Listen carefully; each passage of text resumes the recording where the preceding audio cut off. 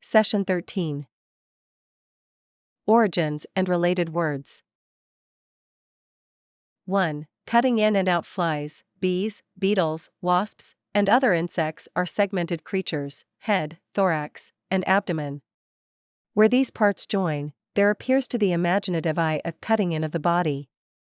Hence, the branch of zoology dealing with insects is aptly named entomology, from Greek en-in plus tome, a cutting.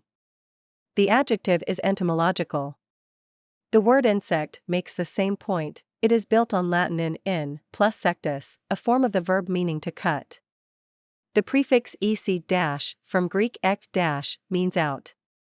The Latin prefix, you will recall, is x-. Combine ec with tome to derive the words for surgical procedures in which parts are cut out or removed: tonsillectomy, the tonsils; appendectomy, the appendix; mastectomy, the breast; hysterectomy, the uterus; prostatectomy, the prostate, etc. Combine ec with Greek kentron, center. The Latin root, as we have discovered, is centrum, to derive eccentric, out of the center, hence deviating from the normal in behavior, attitudes, etc., or unconventional, odd, strange. The noun is eccentricity. 2. More cuts. The Greek prefix a makes a root negative. The atom was so named at a time when it was considered the smallest possible particle of an element, that is, one that could not be cut any further. We have long since split the atom, of course, with results, as in most technological advances, both good and evil. The adjective is atomic. The Greek prefix ana has a number of meanings, one of which is up, as in anatomy, originally the cutting up of a plant or animal to determine its structure, later the bodily structure itself. The adjective is anatomical. Originally any book that was part of a larger work of many volumes was called a tome, tm, etymologically, a part cut from the whole. Today, a tome designates, often disparagingly, an exceptionally large book, or one that is heavy and dull in content. The Greek prefix dichet in two combines with tome to construct dichotomy, a splitting in two, a technical word used in astronomy, biology, botany, and the science of logic. It is also employed as a non-technical term, as when we refer to the dichotomy in the life of a man who is a government clerk all day and a night school teacher after working hours, so that his life is, in a sense, split into two parts. The verb is dichotomize, the adjective is dichotomous.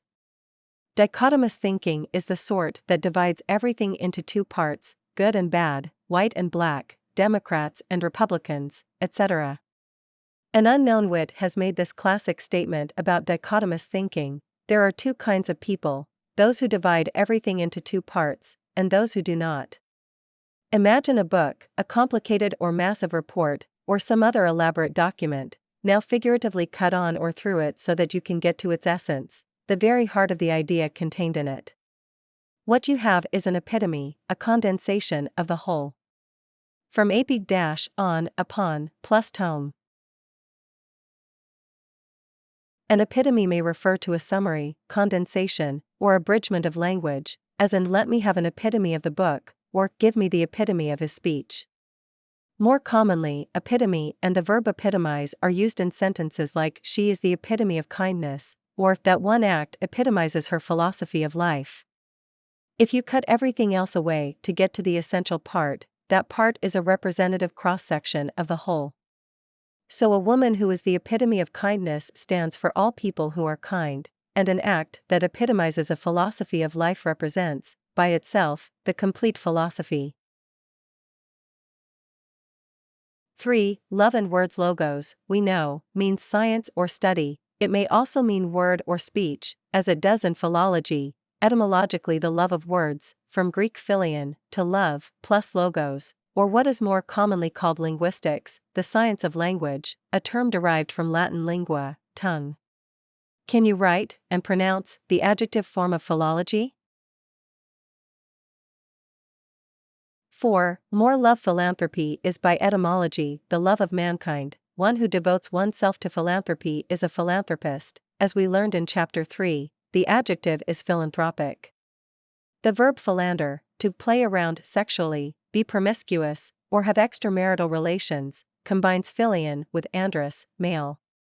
Philandering, despite its derivation, is not of course exclusively the male province. The word is, in fact, derived from the proper name conventionally given to male lovers in plays and romances of the 1500s and 1600s. One who engages in the interesting activities catalogued above is a philanderer. By etymology, philosophy is the love of wisdom, Greek sophos, wise. Philadelphia is the city of brotherly love, Greek adelphos, brother. Philharmonic is the love of music or harmony, Greek harmonia, harmony. And a philter, a rarely used word, is a love potion. Today we call whatever arouses sexual desire an aphrodisiac, from Aphrodite, the Greek goddess of love and beauty.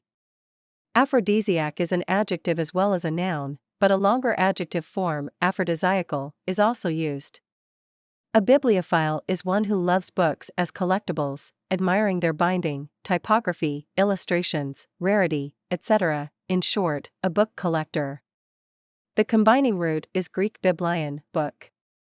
An Anglophile admires and is fond of the British people, customs, culture, etc. The combining root is Latin anglis, English. 5. Words and how they affect people. The semanticist is professionally involved in semantics. The adjective is semantic or semantical. Semantics, like orthopedics, pediatrics, and obstetrics, is a singular noun, despite the s ending. Semantics is, not are, an exciting study. However, this rule applies only when we refer to the word as a science or area of study. In the following sentence, semantics is used as a plural. The semantics of your thinking are all wrong. 2 stimulating and highly readable books on the subject, well worth a visit to the library to pick up, are Language in Thought and Action, by S.I. Hayakawa, and People in Quandaries, by Dr. Wendell Johnson. 6. How people live. The profession of the sociologist is sociology. Can you write and pronounce the adjective? Sociology is built on Latin socius, companion, 1 plus logos, science, study. Socius is the source of such common words as associate, social, socialize, society, sociable, and antisocial, as well as asocial, which combines the negative prefix a with socius. The antisocial person actively dislikes people, and often behaves in ways that are detrimental or destructive to society or the social order, anti-against. On the other hand, someone who is asocial is withdrawn and self-centered, avoids contact with others, and feels completely indifferent to the interests or welfare of society. The asocial person doesn't want to get involved. Review of etymology. Prefix, root meaning 1. N in 2. Toma cutting 3. In 4. Sectus, cut 5. Cantron, centrum, center 6. A knot, negative 7. Anna, up 8. Dicha, in 2-9. Apion, upon 10. Logos word, speech 11. Lingua tongue 12. Philion, to love 13. Sophos wise 14. Adelphos brother 15. Biblion book 16. Anglis English 17. Socius companion 18. Anti against.